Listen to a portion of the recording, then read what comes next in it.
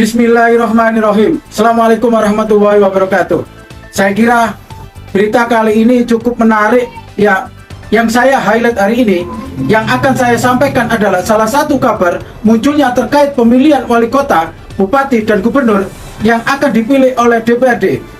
Tidak ada lagi dipilih secara langsung bagi masyarakat. Ada dua partai yang akan melakukan usulan ke Dewan DPRD, yaitu partai yang akan mengusulkan adalah Golkar dan PKB.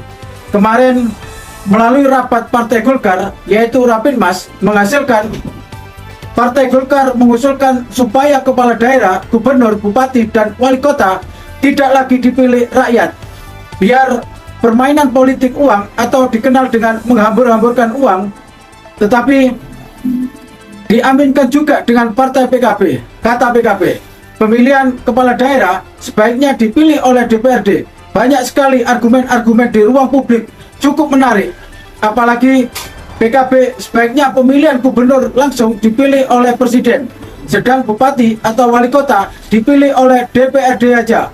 Inilah isu di ruang publik cukup ramai sekali. Dan ada juga mempergunjingan masalah isu-isu pemilihan pimpinan kepala daerah yang cukup luar biasa. Bagi saya atau pendapat saya, ini untuk meminimalisir supaya politik uang itu tidak ada lagi. Kalau kita tracing ke belakang, partai politik harus membuat fatwa haram hukumnya.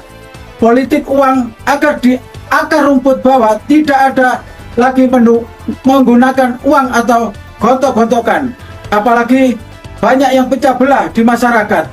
Kalau kita mau jujur, pilkada kita, pilpres atau pemilihan gubernur atau pemilihan bupati, wali kota, kalau supaya lagi tidak ada lagi politik uang, supaya biaya politik itu murah, dan paling penting tidak ada lagi gontok-gontokan yang terjadi di akar rumput paling bawah.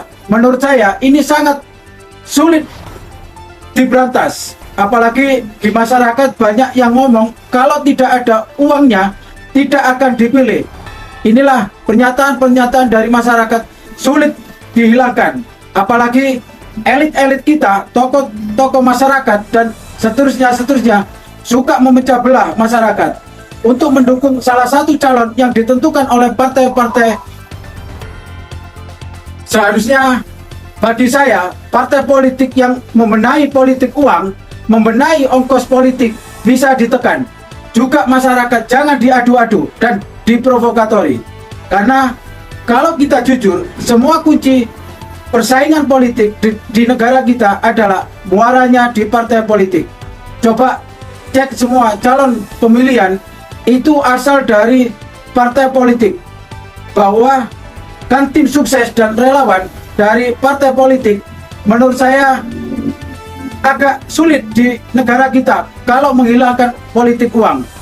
Kalau di dalam partai politik tidak menyerukan dilarang pakai politik, silakan membuat fatwa haram politik uang kepada calon-calon yang akan maju. Mulai dulu tahun 2005 sampai 2024, politik uang masih berjalan. Di sisi lain, para calon-calon pemilihan itu ada mahar dengan partai politik, ada ongkos yang harus dibayar ke partai.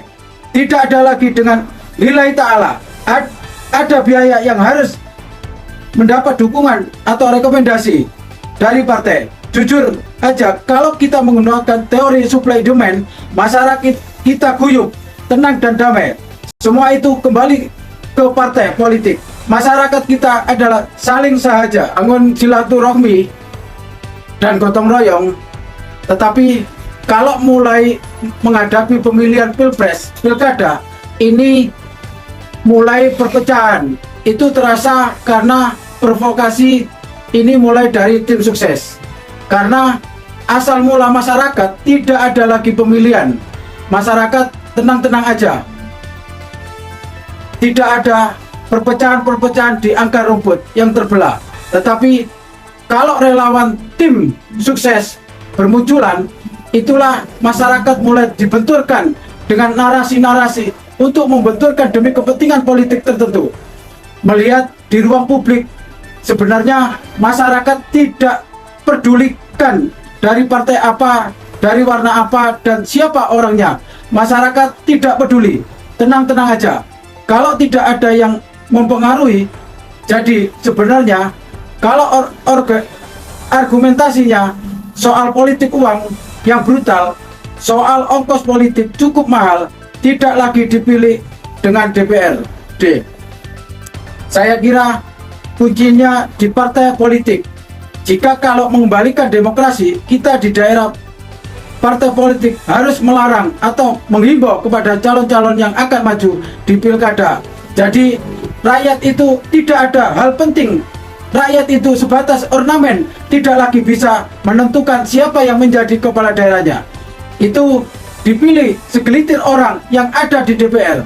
Padahal rakyat itu pemegang hak kekuasaan, atau suara rakyat itu adalah suara Tuhan. Itu aja dari saya. Silakan komen. Menurut Bapak Ibu bagaimana? Silakan. Salam dagelan politik. Assalamualaikum warahmatullahi wabarakatuh.